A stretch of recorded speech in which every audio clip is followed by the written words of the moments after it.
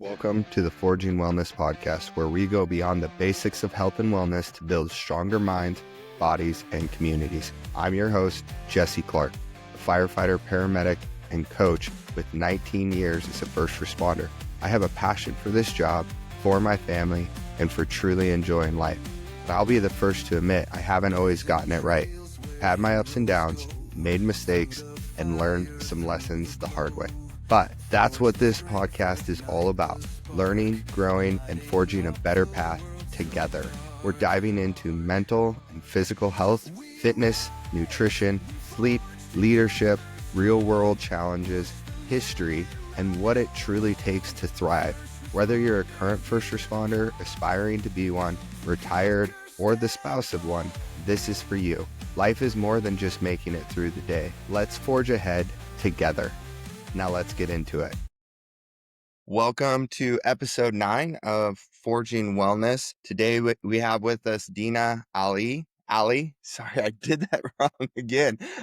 Dena Ali, and she is from Raleigh, and I'm going to let her introduce herself. Hey, don't worry about that. Everybody gets it wrong. Most people I work with just call me Ali. I guess because Muhammad Ali, just C-A-L-I, and they assume Ali, and you can't change that. So nobody ever gets it right. Dena Ali. My parents, I guess, are the only ones that get it right and get mad when we get it wrong. Thanks for the invitation. Excited to be on. I'm Battalion Chief of the City of Raleigh Fire Department. I've been with them 17 years, and about 10 years ago just developed a strong passion for firefighter mental wellness, because when I went through a pretty tough time, I felt like I was the only one going through that tough time because it wasn't something we talked about, and everybody around us always just seemed to be doing great. And then about this time last year, Chief Frank Lieb invited me to work for him with the First Responder Center for Excellence, which is an affiliate of the National Fallen Firefighters Foundation. And they're an affiliate with the goal of preventing first responders' families from ever having to meet the fallen firefighters. And they do this through 6 areas where we kind of identify and recognize these are the areas where firefighters are more likely to die. And it's not fighting fire, it's actually wellness, a lot of wellness, cancer, suicide, nutrition, cardiac. But with Frank Lieb leading it, it's such an awesome organization because one of his favorite sayings is safety is a byproduct of training. It's, I think sometimes people think safety and then being great firefighters are like mutually exclusive. And I love working for Frank, and I love his mentality of like, no, they complement each other very well. You can be a great aggressive firefighter and you can be safe, but you got to put work in. What a great way to start this episode, because that really is a hot topic right now. We've got extremes on both sides of that, where we've got people, just like you said, who think that you can't be a great firefighter if you're doing all these things that make you safe. And then on the flip side, but absolutely, they work so well together, because we should be progressing our culture and our field. We are professionals in what we do. And if we want to do that, then we have to train hard and train safe, because we do want everybody going home every single shift, every single tour, not just for them, but for their families, for each other. There's so much that goes into that, and I absolutely love that. What a great way to start this episode. Dena, you are an author, you're a researcher, you speak all over the nation, and then like you said, you work for the First Responder Center of Excellence with Chief Lieb, and your book, Hope Out of Darkness. You do a good job of blending science, leadership, and humanity, and all of it. Yeah, no, I mean, Sorry, caught you at a bad time there. no, it's all right. Well, no, I didn't know if you were like, I didn't know if you had something else. But yeah, no, basically, like you said, I'm a researcher first. And by researcher, I mean me-searcher, because I'm a typical firefighter. And when I'm struggling or I need solutions, I'm trying to fix myself and find those myself, as opposed to calling for help, because we are not the kinds to ask for help because we're helpers. Of course, my research is me search. And in the process of that, I found all these things just really blend together. And the beauty of it all is just the power of community and connection with understanding mental wellness, and understanding that we're all going to struggle. We're all going to have ups and downs. We're going to go through hard times, and you can definitely get through them a lot easier when you have the right environment and you have the right support. And what I know is, yeah, we can put the responsibility on every single person in the fire service. But the truth is, when you take on leadership, you take on that responsibility to create the environment where people thrive. I'm gonna draw a blank on the name in the book, but there was an old German general that once talked about the best attribute of leadership is the willingness to accept that responsibility. And I'm paraphrasing, of course, and there's a little bit more to it, but it really rings true to me because you have to be willing to take on that responsibility, because we have a lot of really good leaders in the fire service that sometimes just don't take that next step. And we need people that are willing to take on that responsibility because they've worked hard and trained hard and they know what they're doing to keep the people safe that they care about, that they've worked with for their entire careers. So I really like how you said that. Let's dive in here a little bit to your experiences and really how they shaped your decision to dive into all of this. Yeah, so about 10 years ago, I was a newly promoted driver with the fire department. And for us, driver is that first promotion that is like a promotion. So basically, I remember when I was going for that promotion, the idea was if I don't make it, that means that I'm probably never going to promote in the fire department because it's not for me.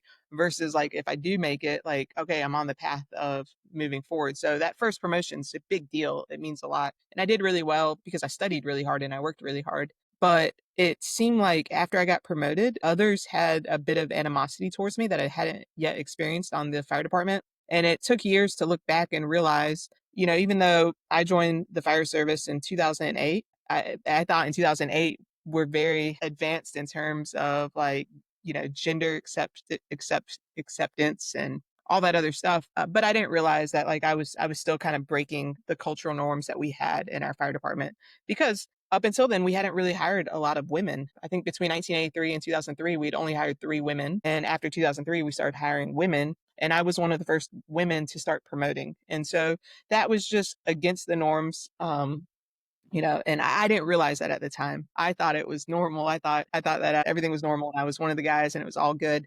But there was this animosity and it was uncomfortable because it was like unspoken, but I could tell like a shift. I had some haters, and I really came out at an assignment about a year after getting promoted. There was a guy there. He would not speak to me. He was a firefighter. He was in the back, but he was a senior guy. He'd been on our department since '97, so he had 10 years on me. But he just would not speak to me, and he was pretty disrespectful. And so it seemed like the more I ignored him, because we learned to do that in life. Like, okay, whatever. I'm just gonna kill you with kindness and prove my competence. And win you over, which typically it was pretty effective to do that. But man, this guy was like good at being a hater. No amount of kindness or competence was going to shake his hatred. And in fact, like the more like kindness and competence I showed, the more I pretended not to notice his hatred, the more outright like rude he got. But it wasn't him that affected me because there's always assholes out there and whatever. What affected me was I was at a 2-company firehouse with really good people and none of them spoke up.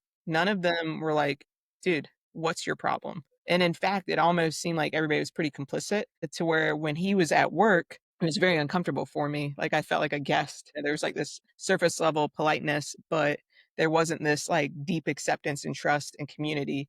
Then the days he was off work, things were normal. We were laughing, having a good time. But it got to the point where, I'd come into work and, just do everything I could to be kind, competent, and hope that like I win him over and things get better. And then I get off work and I didn't realize, it's funny, I was looking at a video Brooke Bartlett shared yesterday about hypervigilance, but I didn't realize just how much that was affecting me because I get off work and as soon as I got in the car, I'd start crying. And as soon as I got home, I get back in bed. I had no energy. Like I was depressed. I was exhausted because when I got to work for 24 hours, I was pretending to not be affected by this person's hatred for me. And then I got off work and it came out. So over time, I kind of fell into a depression because I felt like I deserved it. I felt like there was something wrong with me. I was too humiliated to tell other people that were my friends in other firehouses that I wasn't accepted because we're all trying to prove our worth and be a part of this thing. So I didn't talk to anybody. My family was very proud of me because I, made this promotion. So I didn't have the, courage to be like, you don't need to be proud of me. In fact, like, don't even like, they won't even talk to me. So I kept it all to myself and it just became very overwhelming to the point where I was having pretty intense, serious thoughts of suicide that started very fleeting and then became very consistent and persistent until that's when I started really going down the path of researching mental health, which was again, like everything else in life, it was very ironic. I didn't set out to to research it, But right when I was the most depressed, I had started graduate school. We won't talk about how those came together. And I had an assignment and it was action research. So find an area where current practices are not best practices, research and help develop better practices. So I just reached out to somebody for our safety officer, but he's somebody that I respected, a really good fireman, and asked him to suggest a topic that I could research that could benefit the City of Raleigh Fire Department. And just surprising to me, in 2015, he replied and said, "Hey, can you research firefighter suicide?" And of course, it's like, holy shit, what does he know? But I got into the research and I didn't realize how healing and helpful it'd be for me because everything that I was reading just really resonated and connected with me. Up until that point, I thought that what I was struggling with was so inconsequential and silly that I had to be humiliated and bottle it up. And then I'm in the research and I'm finding out that that's why firefighters are killing themselves because they think their problems are insignificant compared to all the problems of the world. And then the research also talked about the need to belong, the need for community. And so, it really started to make sense. I'm sitting here a third of my life and I don't feel like I belong. So it makes sense why I'm depressed, why I don't want to be here anymore, and the power of that belonging. So it started with that research and it just it Just went from there snowball. to, Yeah. it snowballed into creating a peer support team, having opportunities to speak, and then finally putting everything I know down in a book. So was there no peer support teams, or were they pretty just like informal and not well known at the time when you created? Because to continue on to that next question, you founded the North Carolina Peer Support Team. Tell me a little bit about that. So at that time we had a SISM team. And we had that resource for after a really bad call. But also around that time, one of the guys on my fire department was going through divorce and was like very depressed. And everybody knew it because he was posting on social media. And one day he basically posted that he wanted to kill himself. And I remember seeing his post, and it was funny because he would post stuff. And then the next day he'd come to work and he'd be so happy and everything would be great. And he'd be like, "Hey, man, are you good?" And he's like, "Oh, yeah, I'm good."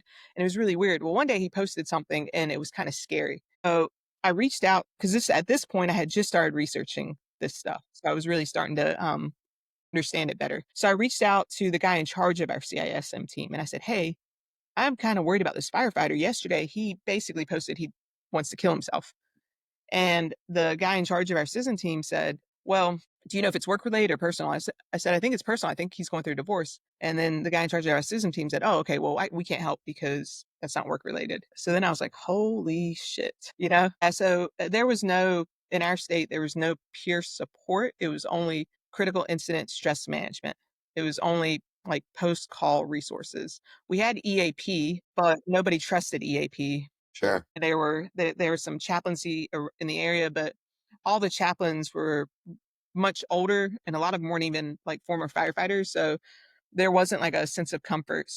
As I was researching, I was learning about peer support, and I'm trying to remember how I stumbled across the Illinois Firefighter Peer Support Team, but I did. And I found out that basically they were created by a group of firefighters in the basement of a firehouse saying, "Hey, we've got people that are struggling, getting DWIs, going through divorce, having thoughts of suicide, and we don't have a resource. Let's make one." And they made this really grassroots, simple, you know what, we're all screwed up, but let's just create a safe place for people to share their struggles and maybe find resources. And I really, the more I learned about what Illinois was doing, the more excited I got to create something very similar in my state. Okay. So then, being that it's North Carolina peer support, when people have interest, do you just from individual departments grab them and they become part of the North Carolina peer support team for the entire state? And you guys just kind of move around fluidly with that? Or can you describe how that works a little bit more? So the way we created the team started with training. So we had Illinois come in and they did a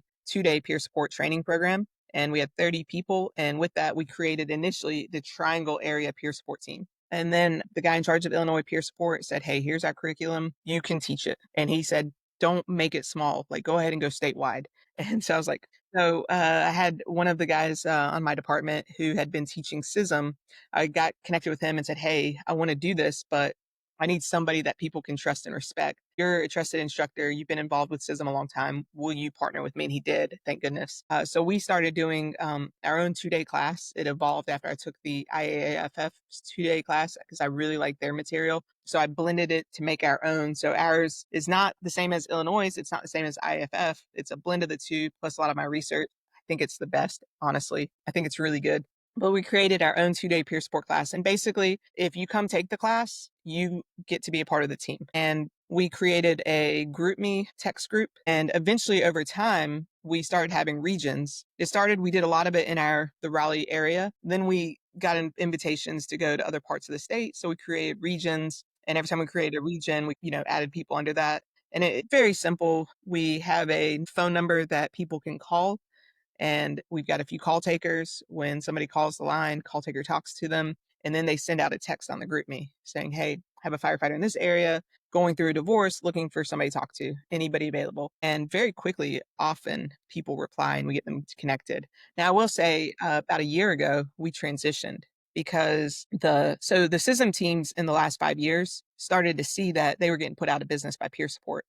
CISM, yeah, CISM evolved. And in our state, it really evolved to where they do peer support and they do it pretty well. So about a year ago, our state got a grant, or I'm sorry, it was about 3 years ago, they got a grant. But then a little over a year ago, they became a line item to provide peer support and therapy for every first responder in the state. And so this was the Department of Public Safety grant. And with that, this organization, the Responder Assistance Initiative, was born, and it was our old CISM team that started doing CISM and peer support that now became this Responder Assistance Initiative. So I connected with them and was like, hey, you guys finally created what we've needed. We would like to roll all our peers under your window, because they were getting tons of funding, like free clinicians.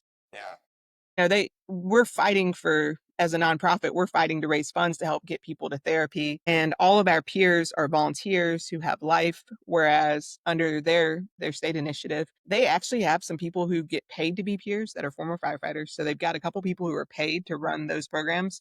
Yeah. And then they have therapists that are paid, and therapists that only work exclusively with first responders. But then they also have peers. So it was just a no-brainer. Like, man, I loved what I was doing with peer support, but I'm so glad to give that burden to somebody.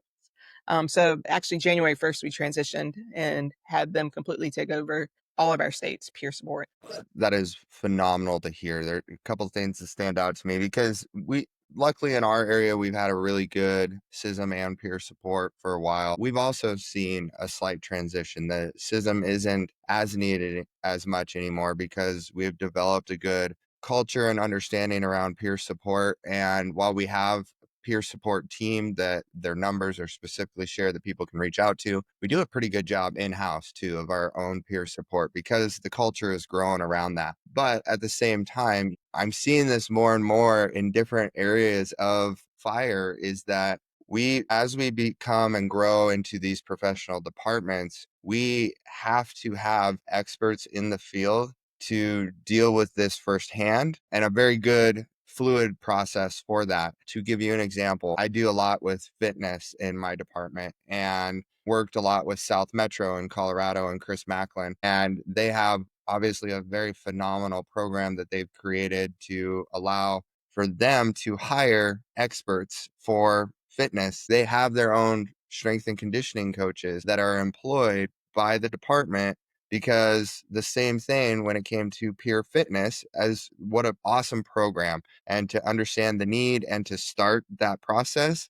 But now it's evolved, and it's where we have to have even more of a professional staff that understands first responders, how they move, what to look for in those movement patterns to fix it so that it doesn't become that nagging injury. Similar into what you're saying, where now you have experts, it's still peer support to help kind of transition that, to help that move happen. But on the back end, you already have that built-in expert staffing for that understands exactly what they're looking at and how to make those slight corrections so that it never becomes that bigger thing. That's what I see. Yeah, no, one of the things I say a lot when I teach is I would love to put peer support programs out of business, because, like you said, we don't need to rely on peer support teams. We need to have strong companies and strong leadership, and we need to be able to handle it within house. Really and truly, there's a book that I was reading once, and it was talking about mental health and PTSD and resilience.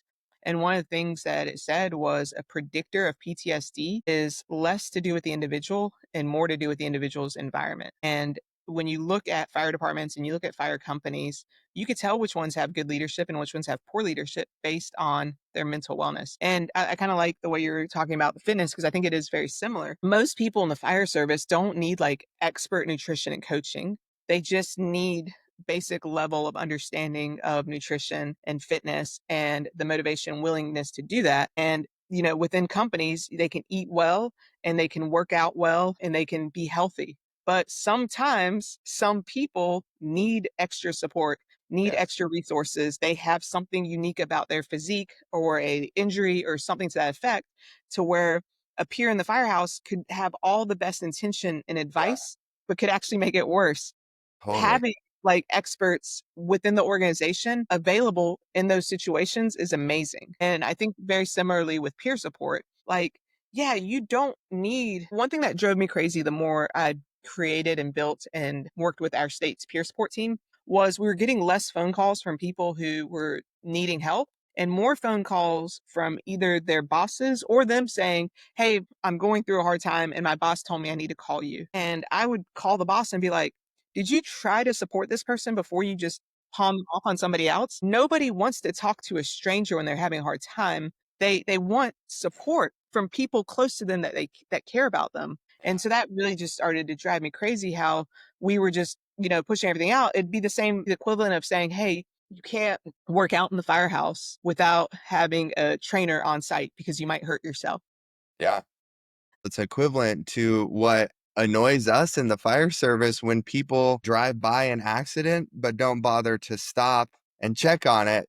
They just call and say, "Oh no, I'm gone. I'm well past it." Whereas a minor inconvenience could have been dealt with just by pulling over and saying, "Hey, are you okay?" I mean, obviously that's not every situation, but yeah, I agree. We do need that good company leadership, that good community support. And you're right, that comes from top down. That needs to be created from leadership at the very top that understands that that's what we're looking for in the department to make sure that everyone feels supported. And thankfully, I feel like my department is doing a really good job of that right now. Something else that I want to revisit that you talked about was when this kind of all started for you, you did feel like there was a point where this was something that was unique to you and you were dealing with it on your own, kind of suffering in silence. And it's kind of been a common thing that has come up in the podcast. I'm assuming what you have found in your research and whatnot, and while that is very common for firefighters to do exactly that, but it's not true and it doesn't have to be true. We don't have to suffer alone. There are hundreds of us who have dealt with similar things, have gone through similar things, which is why we need to be there for each other and why we need to have more of this open conversation about the reality of it. So all of that to say, I also really appreciate your vulnerability and willingness to even share the fact that you had thoughts of suicide, because it's not uncommon and it needs to be shared. And it needs to be shared that just because you have those thoughts doesn't mean that you don't come out the other side, extremely strong and doing amazing things. So I really love that. And I appreciate your willingness to share that. What I would like to get into now is a little bit about your book. It's titled Hope Out of Darkness. Hope is a pretty powerful word. We all hold on to hope, and I would assume there's a decent amount of meaning for why you led with that word. But what does that really mean to you, the word hope? Yeah, no, hope is really meaningful to me because in learning more about hope and understanding hope and understand the components of hope, I realized I think there's this misunderstanding for a lot of people that hope is just positivity, this warm fluffiness, and this like I hope everything goes well. But the truth about hope is it is truly a cognitive process, and there's a formula for hope. It's not just hope; it's understanding the pieces of hope, and those pieces are, number one, having belief in yourself. Number two, being able to set small attainable goals. So it's not saying I'm depressed, I want my life to be perfect. It's saying, okay, I'm depressed, I want to feel better tomorrow. Like, how do I have that little bit? So it's being able to set small attainable goals, having belief. I believe tomorrow I can feel better. And then persistence and understanding that in every venture, in every struggle, there will be setbacks, and having that persistence when setbacks occur to continue forward. So when you have this little trilogy, which it's not my work. It's the work of Dr. Brene Brown. She explained it and taught it. When you have this trilogy of goals, pathways, and persistence, you will be successful and have hope. But what was really fascinating was about the time I was learning about hope and learning about, that trilogy, I was reading the book Deep Survival, which is a really, really good book. John Zalka actually recommended it when he was teaching about Maydays. But the book has nothing to do with the fire service. It's all about surviving disaster. But what I thought was really fascinating was learning that the people who are more likely to survive disasters, whether it's being lost at sea, avalanches, all this other stuff, they do those same things. They have belief. They set small attainable goals, and in setback, they are persistent. They found if you got 4 people on a boat lost at sea, the one that's going to be more likely to survive is the one that just wants to make it to tomorrow, as opposed to the one that wants to be saved. And it was really fascinating learning that these little pieces of hope also translate to survival, and surviving disaster, the most difficult things in life. So I just became really passionate about understanding that, and then just understanding the power of hope. And the idea of hope out of darkness actually came from one of my favorite books, The Beauty of a Darker Soul by U.S. Army Major Joshua Mance. And towards the end of the book, he welcomes everybody to what he calls the Darker Souls Club. And he explains that, if you've traveled down this path, you are a member of this club, you now have this depth perspective and this ability to empathize and connect with others because of the darkness. And I just always hang on to the idea that in darkness, there's always a little bit of light. And when you have hope, you can get through anything. So I that's love the that. title. Yeah.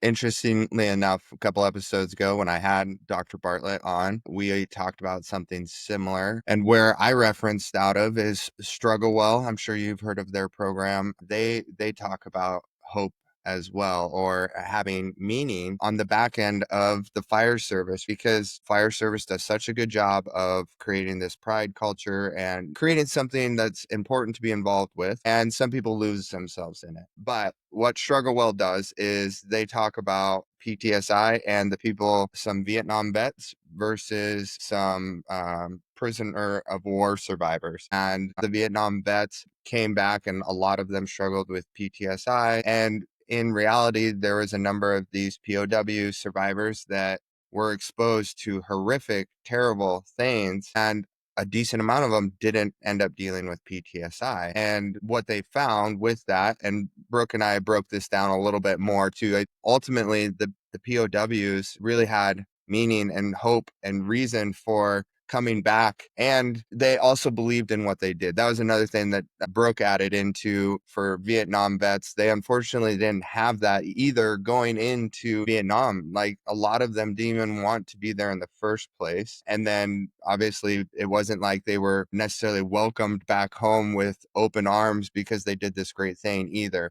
So all of that played into that for Vietnam. But the interesting thing that stood out to me was the hope and the reason behind those POWs not having to deal with PTSI, even though they endured something absolutely horrific. So tell me a little bit more about your book. Were there some stories or chapters in your book that were especially difficult or just extremely meaningful for you to write? I'm sure it was all very meaningful, but was there something that really kind of stood out that it took longer than probably the rest of the book? Yeah, no, of course, the whole book to me is meaningful. Yeah. But I will say the first part of the book was where, I got to be more creative and trying to talk about mental health in the fire service, and not just say, hey, we run bad calls, we're heroes, we're going to be screwed up and need help. There's a whole chapter in there on emotions, and emotions, they're just not something that we talk a lot about. And in fact, I think a lot of us have been conditioned to leave our emotions behind. And, when we walk in, to show no emotion. But I got really fascinated with understanding the power of emotions, and understanding that, you know, our emotions and our thoughts and feelings are oftentimes signs and symptoms, or they're just preparation for something about to come. A lot of us think anxiety is awful, and we just want to quell anxiety without understanding that anxiety is communicating something to us, communicating that we have to be prepared for something. And sometimes our response to anxiety can be really beneficial. And, it's every other emotion, like anger. Anger is telling us that there's something that we need to leave behind. We need to resolve or leave behind. sadness is telling us that there's something to grieve. And I know before I, just started going deep into understanding emotions, I was like everybody else. I felt sadness. I wanted to like hide it. I felt anxiety. I thought that I needed pills. I was angry. I thought that I had an anger problem. And so just learning how to sit with and feel and respond to emotions, it became really powerful for me. Even today, like, you've been trying to get a hold of me for a while, not knowing that I've had some stress and I've had some anxiety in the background and trying to manage that, but also understanding, okay, what is this telling me? What can I do? So I really enjoyed that chapter because it was just really beneficial for me to research and understand. But it's something that I'm like, man, I hope other people will read this and understand that it's okay to have anxiety. It's okay to worry about things. It's okay to be sad. It's okay to be angry. These are all normal, and you're a normal human being. There's also a chapter in there on bullying and harassment. And, I talked about my experience and going deep into describing that in a way that was universal, but it also it hit on some of my experiences and some of my pain. So that chapter was actually really, really, really difficult. And sometimes reading it got me kind of emotional, just revisiting that time because I wanted to express just how deadly disconnection is. I wanted to express just how hurtful it is to be excluded. So in order to express it, I had to go back to that place, and I had to tap into what it felt like in that time. So Yeah. that chapter was definitely one of the more difficult chapters to write. Dina, can I ask you, how did things resolve with that situation? Were you able to later on have a conversation or resolve kind of that incident at that firehouse with that person, or did it never go away? That incident, that person, things did not resolve. In fact, one day they blew up in the bay because I was trying to get us prepared for an inspection, and he was just being completely like rude and ignoring me. And this day I was just sick of it. I was like, hey, did you hear me? Did you hear me? To the point where it turned into an argument. So Captain brings us in and sits us down and is like, all right, what's going on? And he was like, I just don't like her. She's annoying. I got nothing for her. Captain looks at me. He's like, what's going on? I was like, I think he just explained it. And then the captain's like, all right, I don't even know what he said. But then he pulls me aside one-on-one. He's like, hey, I see what this person's doing. I see you don't deserve it, but there's nothing I can do. So just keep doing what you're doing. And in that moment, I was like, okay, because none of us want to be a burden to the people we work with or our leadership. But he just basically communicated to me that, like, I see you're being treated like shit, but you're not worth it to me to help you. So just keep doing what you're doing. So fortunately, for me, I just studied really hard for the captain's test and I got promoted and got out of there. Yeah. Yeah. So, and now that has probably really shaped your leadership and understanding that how you can really be supportive of the people. And now, obviously, you're a battalion chief. So, even more so, right? That you are supporting all the people who work with you and for you and trying to find ways to make sure that they all feel that. No, absolutely. Like now more than ever. And maybe I think sometimes I might creep out some of the people. I realize because I pay attention to the people. I pay attention to the firefighters. I pay attention to if somebody doesn't feel like they belong or if somebody might be being mistreated. And I really try to show them that I see them. And I realize because sometimes I look back and I'm like, they probably think I was hitting on them or they probably think that's really creepy. But I do like, nobody's going to tell their battalion chief what's going on in the firehouse. So you have to really truly be paying attention to the interactions and the communication and the nonverbal behavior. So I do truly try to understand and learn and see like, are the people accepted? Are they being treated well? And then I always, and this has gotten me in trouble recently, I don't try to go in and be battalion chief to everybody. I am the battalion chief to my company officers, but to everybody else in that firehouse, I am a battalion chief and I maintain my professionalism, but I really try to let my guard down and be like a person and, talk to people. And I try to make it to where people, I hope that if they need something or if they need support, they'll feel safe reaching out to me. And I'm learning, I'm figuring out chain of command and figuring out the right way. And, at times the way I do this, it works well, but also it can bite you. It can bite you, Yeah. you know? Uh, yeah. Absolutely. We talk about generational trauma sometimes, but to kind of put it in terms of that is you've seen things, you've witnessed them. Sometimes you probably even respond in a similar way to maybe how somebody who was in leadership over you did at one point. But what you are doing is you are evolving that. You're recognizing when maybe that wasn't the correct approach and you're trying to modify that. And that's all that we can ask out of anybody who's stepping into a leadership role, is to take what you've learned over your time, take the things that are good, take the things that are bad. And then when you recognize them about yourself, because I do this as a parent, this is where I'm finding it the most, right? I know that there was things that my dad did that I did not like as I was growing up, right? That really solved nothing when he was handling them in that way. But I didn't see any other parenting style because they were my parents and they're lovely people. I love my parents to death. But I see myself doing similar things that my dad did at times with my daughter.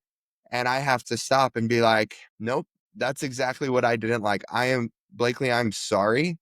Dad will try and do better from here on out with that. I don't always get it right. We're not always going to get it right as leaders either, but showing that humanity as well as a leader, that like, yep, I got it wrong, but I'm still here supporting you. So I'm going to make sure that moving forward, I get it right. That's right.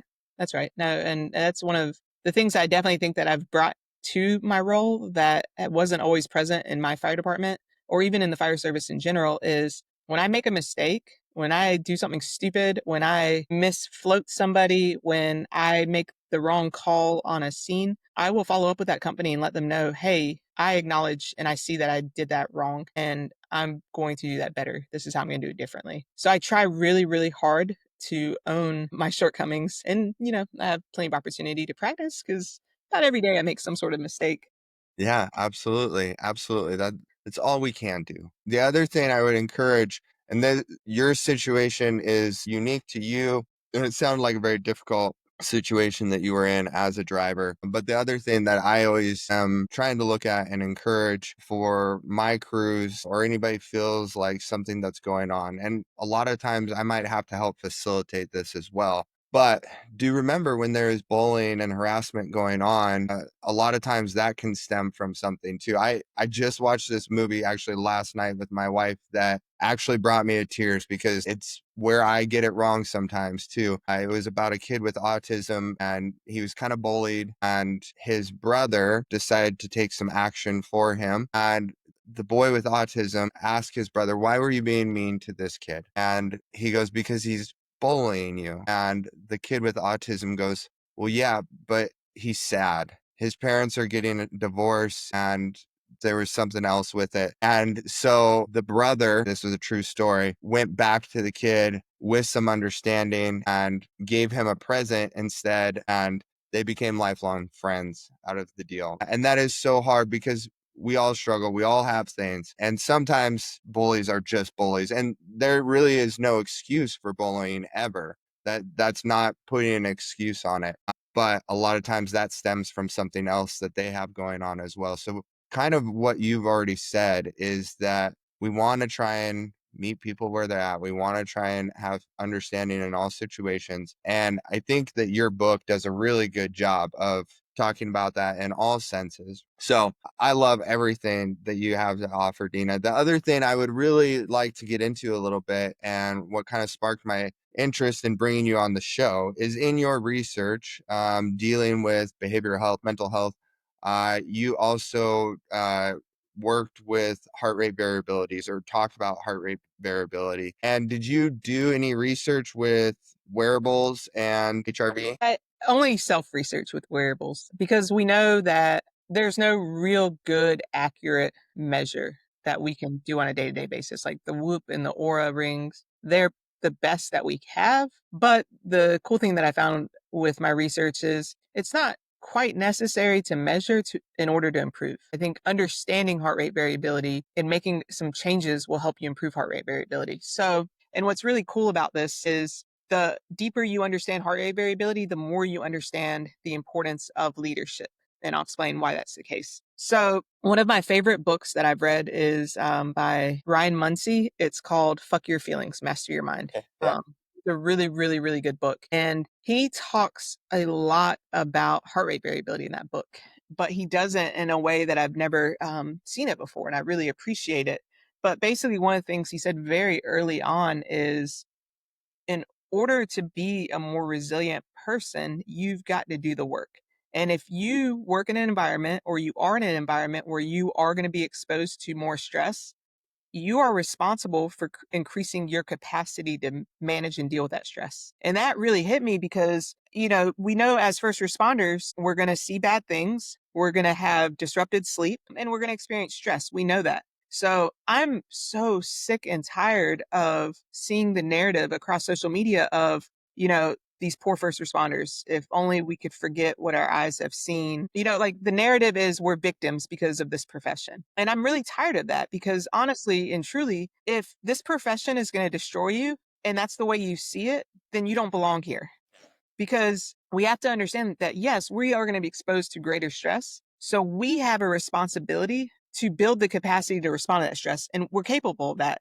And I know you do a lot of stuff with fitness and athletes, and the athletic community understands the power of heart rate variability. That if you increase your heart rate variability, you also increase your capacity to withstand more. So if you want to lift heavier, you have to increase your heart rate variability. If you want to sprint faster, you have to increase your heart rate variability. And you do that through rest and recovery, through allowing your body the ability to reach homeostasis and then the ability to recover and then to restore and then to grow. So, you can't say I'm a professional athlete and, training is going to destroy me and it's going to make me, disabled at the age of 30 when you could be saying, I'm a professional athlete. And because of that, I understand my responsibility to take care of myself and to increase my ability to perform in this way. So professional athletes understand that's why they prioritize sleep. They like their cold baths, which is terrible. They do mobility. And they really prioritize rest. So heart rate variability, whereas historically it was seen as being something utilized for athletes to increase endurance and resilience, it was beautiful to learn that heart rate variability also increases emotional resilience and our ability to withstand more. So Stephen Porges, he actually coined the term polyvagal theory and he studied heart rate variability. And he learned that the vagus nerve, that nerve stimulates the parasympathetic and the sympathetic nervous system. It's bidirection. That's why it's polyvagal theory. So he understood, okay, what things will stimulate the sympathetic nervous system? What things stimulate the parasympathetic nervous system?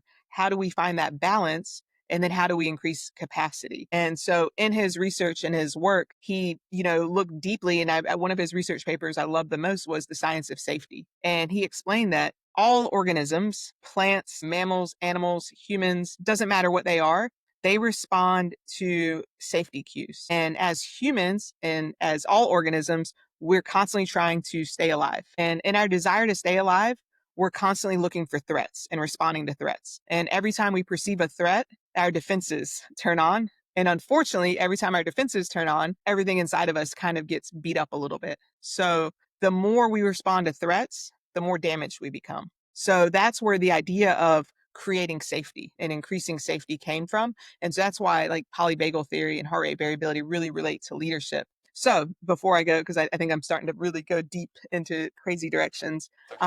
So of course, we understand heart rate variability is the difference between heartbeats. That's heart rate variability. If your heart beats 60 times a minute, it's not exactly in the same interval. There's a difference. And the greater that difference and the greater that change, not just having, wide, small, but being able to change, the more resilient you are. And basically mentally and physically, the healthier you are. And so how do we increase heart rate variability? Well, the beauty of increasing heart rate variability is you've got to rest, you've got to sleep, you got to take a lot of deep breaths with long exhalations. You have to slow your breathing down. You have to express gratitude. You have to experience humor. You have to be around people, and you have to be around people that don't make you feel unsafe. There's all these things you can do to increase heart rate variability. And in doing so, you're increasing your resilience. So we talked about hypervigilance very briefly in the beginning and talked about the environment that I was in where I didn't feel safe. I knew that I wasn't accepted. So every day I came to work and I was in that hypervigilance. I was also like in that fight or flight, like always trying to say the right thing, always worried, always concerned. And I had no idea in that time, like my nervous system was just being like attacked because there wasn't safety. There was like this slow drip of cortisol, this slow drip of fear. And I think anybody who's ever worked for a butthole or a micromanager knows what that feels like. Yeah. Where you make any mistake and you freak out and you're worrying, and they don't realize, and we don't realize what that's doing to us. So, in essence, heart rate variability is the balance between our parasympathetic brake and our sympathetic accelerator. It doesn't mean that you should rest all the time and only rest, because you got to go out there and you have to like experience a little bit of sympathetic activation. But the sympathetic nervous system was never meant to be something that we are engaged with long term or all day. Like, you look back into our evolution, people go out and hunt and gather for a very short period of the day, and then they come sleep, do dinners, community events, be in their social circles for much more of the day. And then every so often they'd have to like sprint for their lives or fight. But that was like the smallest part of the day. Yeah, absolutely. What a great summary. I mean, you answered every question that I wanted to ask around heart rate variabilities. It's so cool to see, because across all my podcast episodes that I've had so far, that it ends up being a common theme, whether we're talking about gut health, whether we're talking about mental health, whether we're talking about physical fitness. We've touched on this subject a number of times. And it truly is our body's processes. Like you said, those two processes aren't meant to be left open. They're not meant to be left in the on position 24/7, right? It's like why we go up on the pump and we exercise the valves each morning, because we don't want them to get rusted and stuck in one position. We need to exercise those fully and have them go through their processes. Now, our body is incredible. It finds ways to help us short circuit some of those, which don't end up always being healthy. But that's why when you go back and you try and reset some of those processes, so that you actually go into that rest and digest phase, you're doing yourself a lot of good. And it's challenging. We live in a world that is time crunched all the time. We live in a world that we create this chronic stress for ourselves on a regular basis. And we talked about this with Brooke, I believe, that what we think of rest is not actually rest either. Sitting down in a recliner for 5 minutes doesn't necessarily put you into that state. You actually have to find a way to get into that. And that's that breath work. That's the other things that are out there to really help disconnect and enter into that actual rest and digest phase. It goes a really long ways for our overall system and increasing that heart rate variability. So we just had a Matt Soul on the podcast, and he does specifically that, dealing with stress. And this is where I was going to correlate it. This goes back to a couple questions ago, but you talked about feeling your emotions and actually dealing with them. Same with stress, like not just shoving it and like not ever having stress be something that is around, because we need that. We need some stress, but we need to harness it.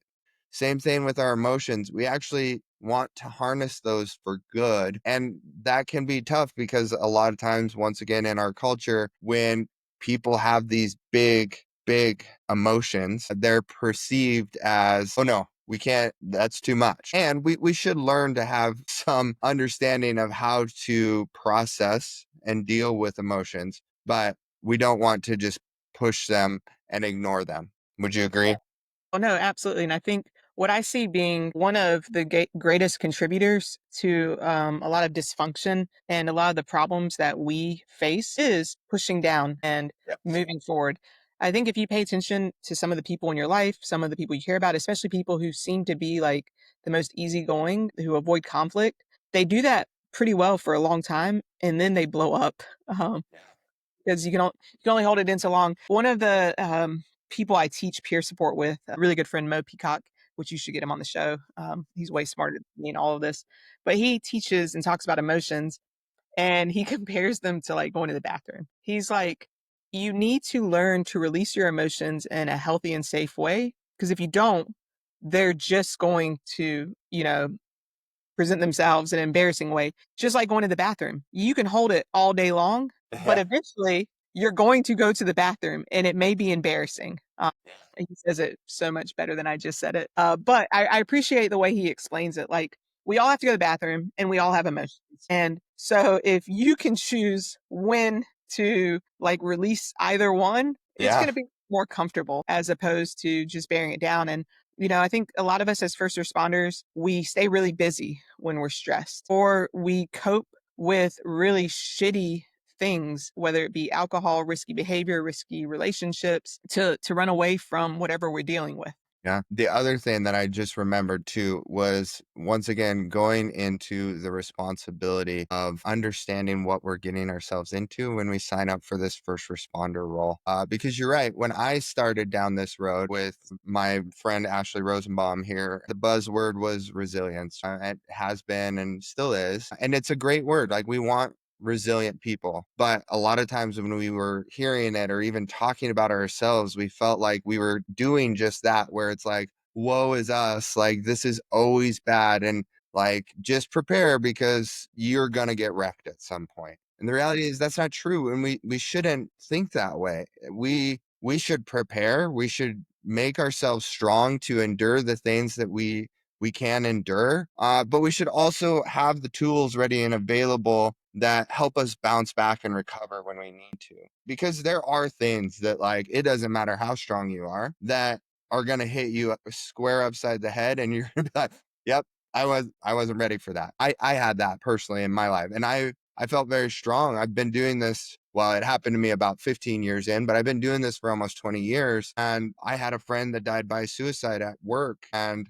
I didn't have calls, I didn't have tones, anything to prepare me for that. And when I found him, I instantly knew. I was like, yep, that one I was not ready for. So thankfully, I had tools in place. But we do want people to be strong. We want you to know what you're getting into when you sign up for this. So be prepared, be ready, and strengthen yourself for the things that we do. And then when something goes wrong, just be open to talk about it, and let's do the things we need to deal with it. Yeah, and I don't want to sound like I'm callous, and when I say, like, we need to take responsibility, because I do understand you could do all the right things, and there are things that happen that just knock us down. Yeah. But there's so many of us who aren't doing all the right things, and we admit it. Like, when I teach, I ask, how many of you guys sleep on average 7 to 9 hours, one or two hands? And then how many of you on average sleep less than 5 hours? 85% of hands always go up. I ask, how many of you practice mindfulness? No hands go up. How many practice gratitude? A couple of hands. There's all these simple things that we need to do. And I would say one of the most important things is sleep, prioritizing sleep. Yes. In this career, if you want to be successful in this career, if you want to age well, if you want to live a longer life, you have to sleep. And that is one thing that it's really hard to get people to understand and to make life changes, because we're always go, go, go, go, go, work that second job, do more, be more, watch whatever it is on TV, play Grand Theft Auto, whatever. Yeah. But man, the more I've learned about sleep, especially recently, like, yes, learning about the cancer connection to sleep, very important. Learning Yeah. about the PTSD connection to sleep, very important. But recently, understanding the connection between Alzheimer's and sleep, I'm like, oh Yeah. shit. Like, Yeah. I mentioned I was going through some stress, and it was a good 3 or 4 weeks of not sleeping well, because every time I try to sleep, my mind is Sure. replaying what happened, replaying what might happen. Um, it's driving me crazy. And I'm sitting here the next day, I'm like, I slept Yeah. 4 hours. I'm gonna have Alzheimer's, you know? Um, Totally. yeah. And then because you're sleep deprived anyway, you struggle to read normal words on a book, like out of a kid's book to my dog. This happens to me. Hold on. Yeah. I want to grab something to show you. So, not to push anybody's product on your podcast, but First Aid, a supplement. It's by First Responder Health and Wellness, firefighter PA duo, Ryan Selleck out of Washington State. His wife created this company, and this is like such a great sleep aid. And I think you'll appreciate it because it's great for athletes as well. All it has in Yeah. it is magnesium, Awesome. L-theanine, and apigenin. Okay. Anyways, I sent it to my friend Allison Brager, who's a sleep scientist at the DoD. And like Jocko, they have a new sleep formula. When I sent it to her, she was like, garbage. You can't put the whole kitchen sink into one thing, garbage. And then we also know things like Ambien, alcohol, though they may knock you out, they also knock out sleep, because sleep is active for us. So I sent this to her and asked her thoughts on it. And she said that is really good. So I've been taking it about a month now, and I have noticed a tremendous improvement. And even I'm down here at the beach, and the first night I didn't sleep good because, again, I'm still actually dealing with some stress. But last night I mixed some, and I had a really good night of sleep. So Especially, I mean, Uh, I'm excited to try it. I'm gonna look into that. I'm gonna link it as well. Just in what you were saying of thinking about the things that could happen, things that will happen. The brain, man, I just drew a blank. Basically, that magnesium is exactly right. Like that is what we need to shut the brain off. It helps with those type of things and that anxiousness feeling that goes with it. So I love that. That's great. 100% push magnesium anytime. So, Yeah, and and it's the it sounds like the combination as a whole is a good combination. So, yeah, it's the glycinate, which from what I understand, especially like for tactical athletes, is on the yeah. blood-brain barrier, and it tastes good. It's an apple pear. Awesome. Yeah, it's funny that you said the link with Alzheimer's because I've had that same thing. Like I was saying, I've been reading my daughter's book when I've been sleep deprived and like can't seem to read the words on the page. And I'm like, it's starting right now. And of course, then I go get a good night's sleep and then things adjust and I feel normal again. But sleep is so important. Please, please find ways that you can get that sleep that we need, the 7 to 9 hours, like you're saying. And it is challenging. I get it, but find ways to make that happen because, like you said, there are things that are out there, whether it's a supplement, whether it's the mindfulness practice, whether it's even the new stuff that's out there. I mean, yeah, there's contrast therapy, but even hyperbaric therapy is super beneficial as well. So there is so many things. Just go exploring and find them. So I don't want to take up all of your day, Dena, but I want to hit you with a couple last minute questions that are kind of fun. So, if your career had a soundtrack, what would the first track on it be? Rabbit Run by Eminem. Okay. Okay. I like it. What's one thing that people would be surprised to know about you? That's hard because I don't hide much. Sure. Like, I don't hide much. What would be one thing people would be surprised to know about me? Man, that's really hard. I was diagnosed learning disabled in both written and oral expression. Okay. And I mean, awesome that you've done so much to overcome that, right? Look, Yeah.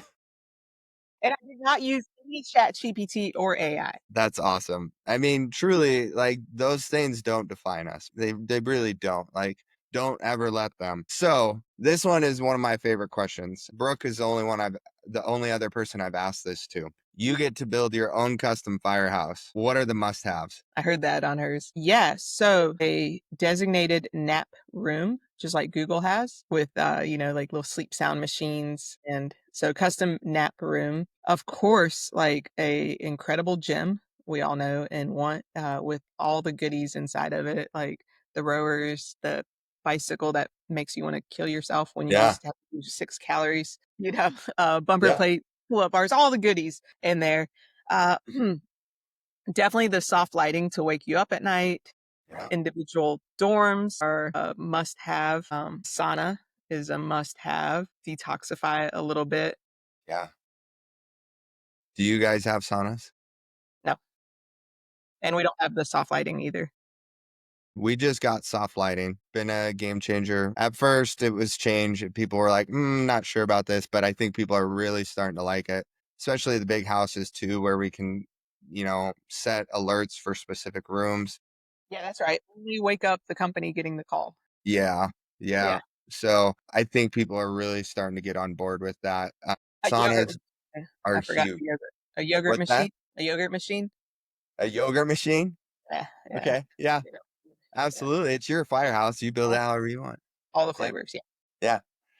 Yeah. The sauna is huge. Like it is a challenge for departments. I understand that to maybe get behind, but the research that is out there, unfortunately, there's not a lot geared towards firefighters specifically. But Dr. Burgess down in Arizona, he utilized what was left of one of his grants to at least start the process. And while he didn't have analytical data, he had enough anecdotal data that is pretty telling from somebody who has been doing this for a very long time. Obviously, one of the leaders when it comes to the Science to the Station conference and a lot to do with firefighter cancer research. So his word on that alone is enough for me to go off of. And I'm not sure if St. Paul, Minnesota ever finished up their study on saunas specifically for firefighters or not, but keep looking. I would encourage every department to keep looking at the stuff that's coming out about saunas, especially infrared saunas, because we don't have to worry about putting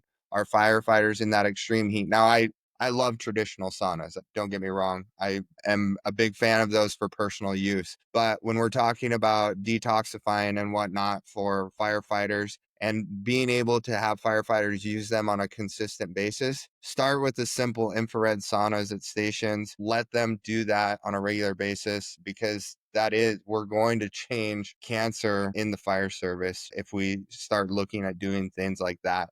And we don't have to be as reactive to it, because right now we still don't have great screening tools for cancer. So I get that it's not steadfast, but let's start doing things that have been around for a long time that really have no downsides to them, but potentially have a lot of upside. That's right. So, last question for you. What's your guilty pleasure after a long shift or conference or whatever, just to decompress? Man, well, right now I'm at the beach, but that's not a guilty pleasure. That's amazing.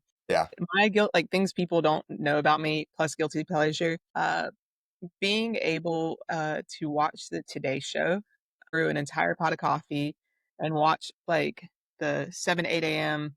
and then the 8 to 9 a.m. and then the 9 to 10 a.m., like all 3 like hours of the Today Show with my entire pot of coffee on the couch and not doing a dang thing productive, but just enjoying the like I 'cause, you know, you're always on the go working this and that, and to be able to have like a morning where you don't have to go anywhere or do anything and you can just do like watch the Today Show. There's been times like I've traveled to conferences. I've learned like I used to when I go to conferences, I used to try to like be present all 3 days for all the training. But now you don't see me until like it's because I woke up and I made several cups of coffee and I watched the Today Show and I just chilled.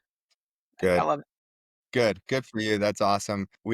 I've talked to a number of people, and I don't do conferences. So, but I've talked with a number of people that have had to really work on finding that balance for themselves, because yeah, definitely. Even when you first start doing them, from my understanding, like you want to go see and listen to what everybody else is doing, because it's all great. Like we want to learn from each other, and we should, but it shouldn't come at the cost of our well-being either. So, That's right.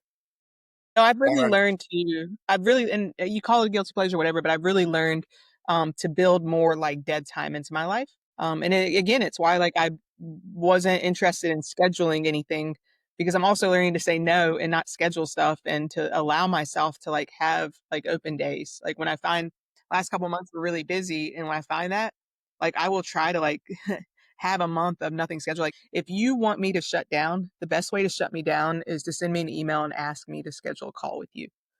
I get that a lot, especially with my role. It's like, hey, can we have a time to schedule a call? And I immediately like my anxiety builds. I'm like, no, I don't want to schedule time because then you got to stop what you're doing to Yeah. go, sit and talk, and it kind of like it can throw your whole day out of whack because you may have plans to go somewhere, be with people, and it's like, oh shit, at 2 o'clock I've got to go make this call. So that's why I'm Well, glad you were very flexible with this week. yeah. This worked out very well. Dina, we'll go ahead and wrap up with this, but what's one message that you would like to leave every firefighter, first responder? What's your go-to message for people, whether they're struggling with something or whatever it might be? I'll leave you with two because I already had an one, and then you said my go-to. So my go-to right now is the message that hope is a function or a product of struggle. That you're going to build that hope, you're going to build that ability to get through things through struggle. If you have an easy life and you never struggle, it's going to be really hard to develop the capacity for hope. So I have to remind myself a lot, especially when I'm going through difficult times, that I have gotten through every difficult time that I've gone through. And I've generally gotten through it well. So when I'm going through hard times, it's just a reminder like you're going to get through this. And if you have that belief, you have those goals, you can take whatever's happening and eventually make it good. I have to constantly remind myself of that. But then, secondly, this is where my mind started to go when you first started asking that. And I kind of in the book with this, our lives are never like our life stories are never complete. The story is ever evolving, ever evolving. And, just a small like adjustment in your compass or the direction that you're in, just a small adjustment can have very, very big like implications for the future. So You could be right now on this shitty path and everything is going to shit and you hate yourself and hate your life and are miserable. But just know all it takes is just a minor adjustment to have a huge change. And that's just something else to remind myself because again, I'm human. I go through tough times. I've been through tough times and nothing's permanent. Absolutely. What a great way to end, because it's so true. Minor adjustments, show up for yourself, whatever it is. And it doesn't have to be perfect, and it's never going to be. So just show up for yourself and start small, whether that's you decide to start a fitness journey and you're gonna start by going for a walk, and then you start adding some weight to that, and then you start finding yourself in a gym plugged into a community, and then it starts to snowball because you've taken that one small adjustment, and it's turned into something more, that community, that the people around you that you want to be associated with. It snowballs when we start doing one small thing for ourselves. Love it. Great mic drop. Dena, listeners finding your book, Amazon, best place to find it? I like Amazon as the best place because shipping from Amazon is free. But Fire Engineering has it. But if you buy it from Amazon, you're still buying from Fire Engineering because they're shipping to Amazon. Okay. So Fire Engineering or Amazon. Sometimes Fire Engineering has big sales, like right now in this moment, but I don't think this will be out. They've got a 25% sale going right now. So right now in this moment, Fire Engineering would be a good spot, but their shipping is like $12. So I just send everybody to Amazon. If you do have my book or if you read it and you leave me an Amazon review, I'd really appreciate it because that's the only way to help get it more like views on Amazon. Amazon, like the books can really get hidden unless Sure. It's an algorithm, just like social media. just like social media. That's right. Okay. Best way to follow your work, just on your social media platforms? Yeah, I would say I try to share what I can on, either Instagram or the Facebook, LinkedIn. LinkedIn's the more professional page. Yeah. Okay. And then, obviously, I never want to overwhelm any of my speakers, but if somebody is struggling with something and this resonated with them today, is there a good way to connect with you just to talk? Because maybe they experienced something similar. Yeah, my thing's showing that I have poor internet. Are you capturing me right now? Yeah, you're glitching out. There you go. You're back. I am. There it Yep. is. Yeah, I've got all my bars. Yeah, so I'll be honest and say I try to always be careful because I have been very overwhelmed when I do stuff like this. And then also another piece of it is being a female. For some reason, male firefighters, if they work with a female who's struggling, they will say, "Hey, I need you to talk to my female firefighter." So I'll be honest, I've been very overwhelmed and always feeling the need to be there for people and to support people. So I would say if you need anything from me, feel free to send me an email, dma1096@gmail. I'm very responsive on email. I do hate talking on the phone, so please don't ask me to talk on the phone. But if you need me to, I'll be glad to. But if you are struggling, especially if you're in crisis, don't forget 988. That's a suicide prevention lifeline. Next Rung is an incredible peer support network across the country that has peers. Because I'll tell anybody, I think maybe from your experience with peer support, and what I've seen in the 10 years I've been doing peer support, peers have peaks and valleys, and peers go through shit too. And if somebody's going through a tough time, they're not in a good spot to help others. And the last couple months for me have been pretty stressful. So I wouldn't put myself out there right now because I've had my peaks and my valleys. There are times though where I'm always game to be supportive. I will always reply to any email, but I'll be straight up, and maybe this is a good model for other people. Right now, I'm not at a great spot to be a peer for others, just because I'm dealing with my own stuff. And that's okay. And that is, once again, very important and great way to wrap up this amazing episode, just because we all have those times and we have to be self-aware. So, and that does go for any peer support person. Be self-aware. If you aren't in a space, find somebody else that is. Yeah, And good friend of mine out of Florida. Sorry to interrupt you. no, He you're does good. questions. He helped me one day because we were talking about this years ago. And he said, sometimes we're at our red line. And when we're at our red line, there's nothing wrong with being honest. A peer can only truly be good at what they're doing if they're helping three. If they're helping more than three, uh, they're going to burn out. So when we are at our red line, we have to be honest that we are at our red line. And of course, in my circle, when somebody's really struggling, or in my department, when somebody's really struggling, if they're in crisis, I'm not going to turn them away. But when I'm dealing with stress, I'm not going to put myself out there and say, hey, because I'm not right now, I'm really not in a good spot to be supportive because I'm just too distracted to truly listen and be supported. 100%. Absolutely. Very well said. Dena, thank you so much for your time today. It was great to talk with you, and I look forward to talking with you in the future. Yeah, no, great show. Thank you for having me on. Yeah. That's it for this episode of the Forging Wellness Podcast. If you found value in today's conversation, please subscribe, leave a review, and share it with someone who could benefit. Your support keeps this mission going. Want to help us grow? Consider making a donation. Every bit helps us bring more impactful content your way. Follow us on Instagram at Forging Wellness 208 and check us out on YouTube. Thanks for being a part of the journey. Keep forging your wellness, and we'll see you next time.